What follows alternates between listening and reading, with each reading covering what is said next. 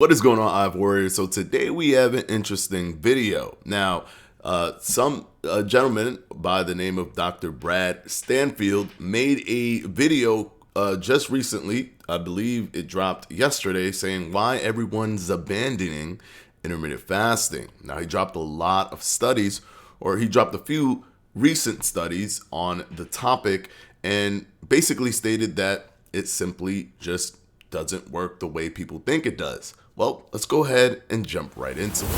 Now, this is the video in question here. Now, I'm not going to play the video. We're just going to jump into some key details of the studies that he provided that dropped in both 2022 as well as 2023. So they're very recent. Now, the methodology of the studies were actually pretty good. They were really tightly controlled in the sense that they controlled for the caloric intake for both the intermittent fasting group and the caloric restriction only group. They also controlled for protein intake, which is super important. As we've seen, if protein isn't equated, there can be differences in terms of lean mass, in terms of body fat mass, and even overall weight loss if protein isn't equated, but it was. And they somewhat controlled for physical activity, but not really, because all they did was allow them to do what they want, and then they had them fill out a questionnaire in terms of the physical activities that they were doing. So far so good. Is actually a really powerful control design. I actually really enjoy the control design that they had for these two studies. But here is the problem.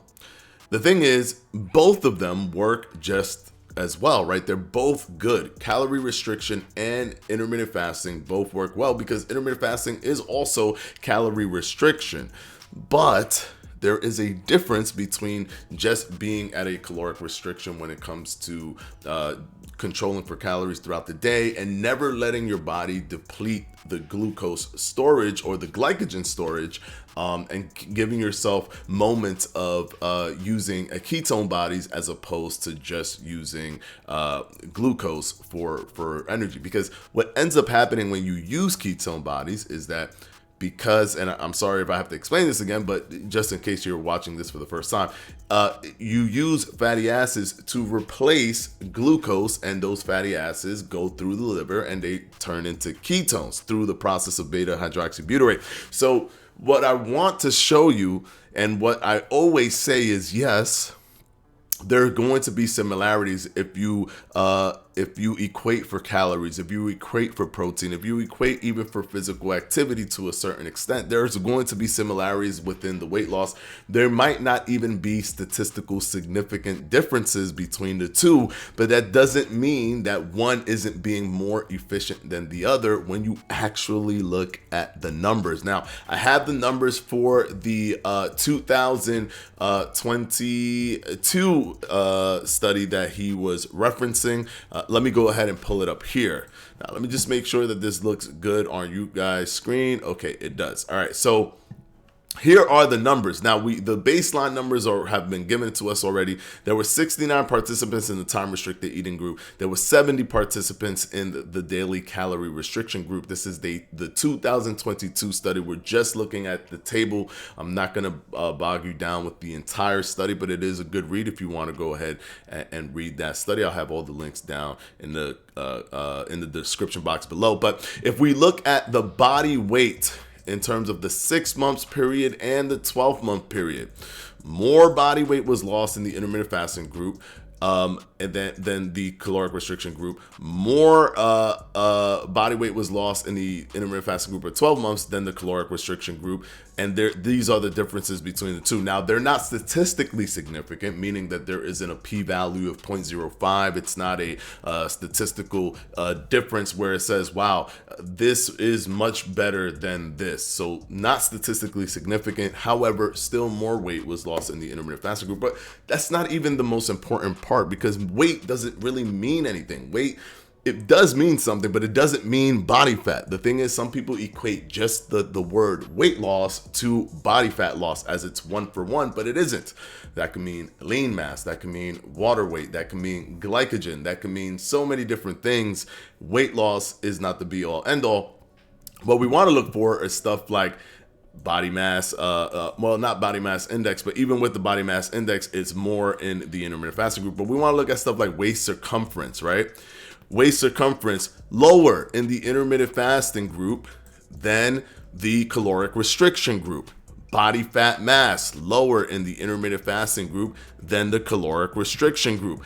Body lean mass. Now, here's the thing that I always say. Intermittent fasting is not the most optimal for lean mass. It isn't. For building lean mass, it isn't, because there's 4 pillars to protein synthesis. There's caloric surplus or caloric intake being in a caloric surplus, protein intake, ensuring that you're getting an adequate amount of protein, which in this study, in both of these studies, the lowest amounts of the macronutrients was protein. So they weren't getting the protein amount, the adequate protein amount that would get them over that hill where you're getting the 0.7 grams per lean mass, or per pound of lean mass, that actually helps facilitate muscle growth or muscle retention. They weren't getting that, but that's besides the point.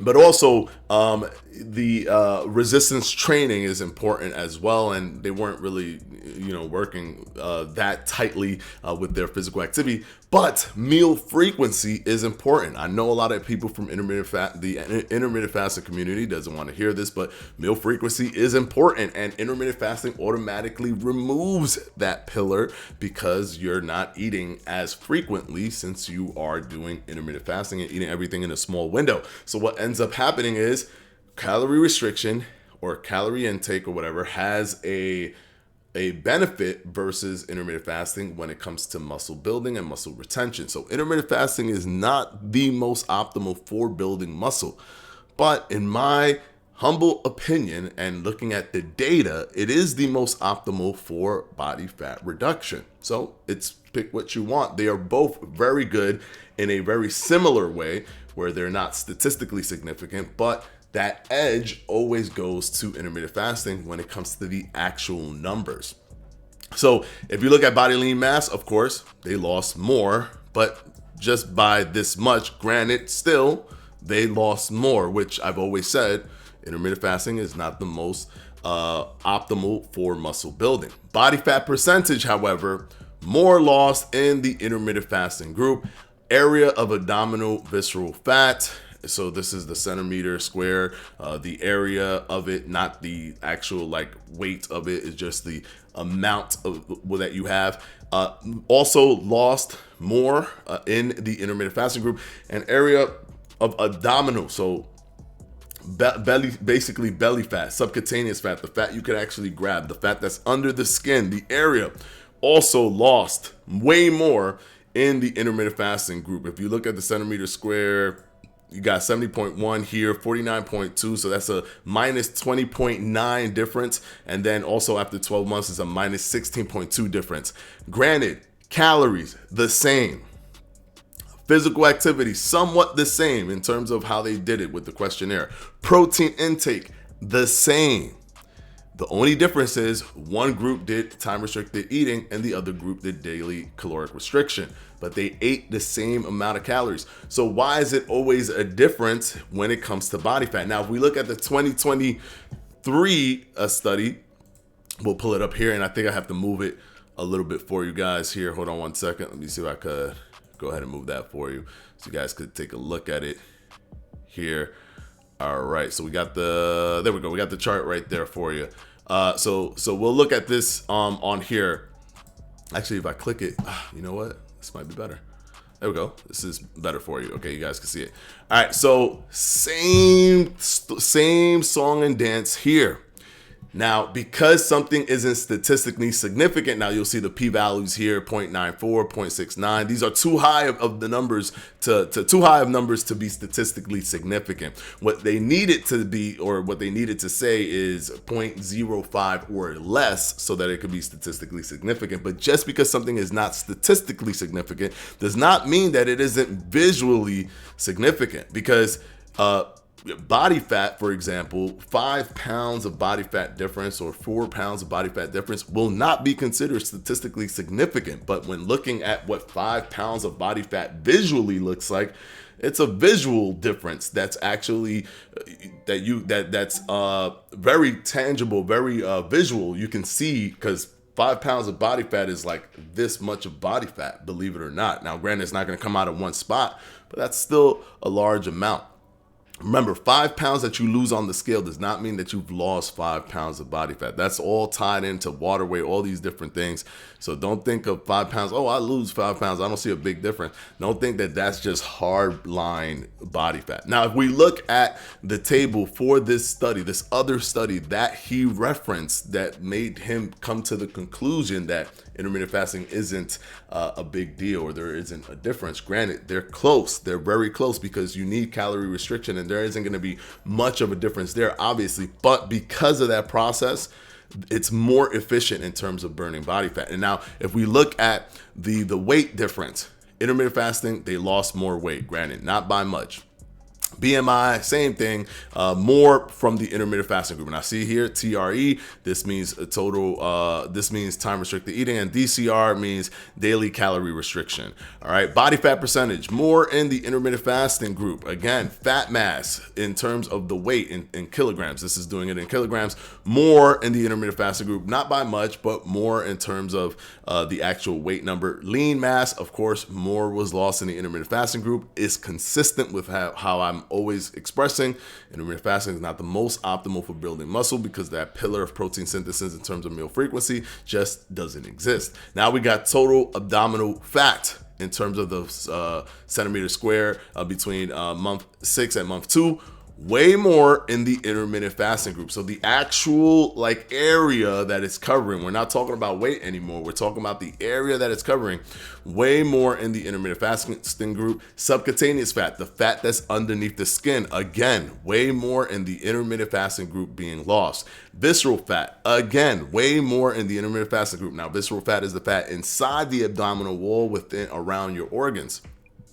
Now, the only thing that's less is the visceral fat to subcutaneous fat ratio percentage within the intermittent fasting group and the daily caloric restriction group. Now, don't let this fool you and make you think that there's something where they're losing more fat. No, this is just the ratio between how much visceral fat is being lost and how much subcutaneous fat is being lost. But in the isolated look at both visceral and subcutaneous fat, both of them are being lost more in the intermittent fasting group in terms of the area that they cover. Now, granted, it's not statistically significant, but don't let people use that word as something being not statistically significant to say, well, since it's not statistically significant, that means there's no difference. But why is it always incredibly consistent with the intermittent fasting group always having lower body fat percentage, always losing more body fat percentage, always having less area of body fat, or more area of body fat being lost in terms of the CM2 than the caloric restriction group, even when protein is equated, physical activity is equated, calories are equated, all of those different things are equated, yet intermittent fasting always edges it out. Always. It's not, if it didn't matter, if it was random, it would sometimes be caloric restriction. But when all of those things are equated for, it's always intermittent fasting edging them out in terms of body fat loss. And that is because of the process of ketone bodies that take place after glycogen is depleted from the body, because now your body has to use body fat not just for fuel in terms of just normal everyday energy, but also to actually replace glucose as ketones. So it kind of doubles up on it, and that's why you end up seeing more body fat loss in the intermittent fasting group, even if it isn't statistically significant. But this is definitely statistically consistent with all the other studies that are very rigorous and looks at all of these different things. So that, I'm gonna end the video right there, but I just wanted to show you guys, right? Because you'll pass through a video just like him, and no negativity towards his name is Dr. Brad Stanfield. No negativity towards him. Let me go ahead and move this over here. I mean, he is reading the study on its face value and looking at the results, and they are not statistically significant. So that makes 100% sense to say, hey, look, this study says that there's no difference between them. But it's not looking at the total picture of why is there always a consistency in terms of body fat loss when it comes to intermittent fasting versus the caloric restriction group.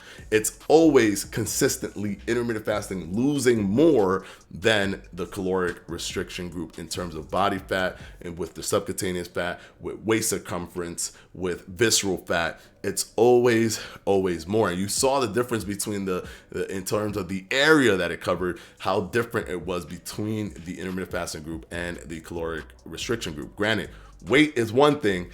Area that it covered, like this much of body fat, if I had a whole ball of body fat in my hand, it probably wouldn't even be 1 pound. So you just have to think about how that it is put together, and how much of it you can lose over time, and how efficient you're going to be with intermittent fasting on a visual element, not a weight element, but a visual element in terms of how you actually look, if you are trying to lose weight for a specific reason in terms of how you look.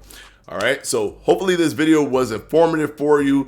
This is why it's important to go into the nitty gritty so you can see the actual differences between the two. It's easy to look at a study, see what the study conclusion is, and not really look at all of the studies and put them together. But once you put these studies together, you always see that when it's really controlled like this, intermittent fasting consistently is always ahead in terms of losing more body fat than caloric restriction. Now, granted, caloric restriction always has an edge in lean mass retention, since it's more optimal and you can spread your protein intake throughout the day, considering that you have more meal frequency.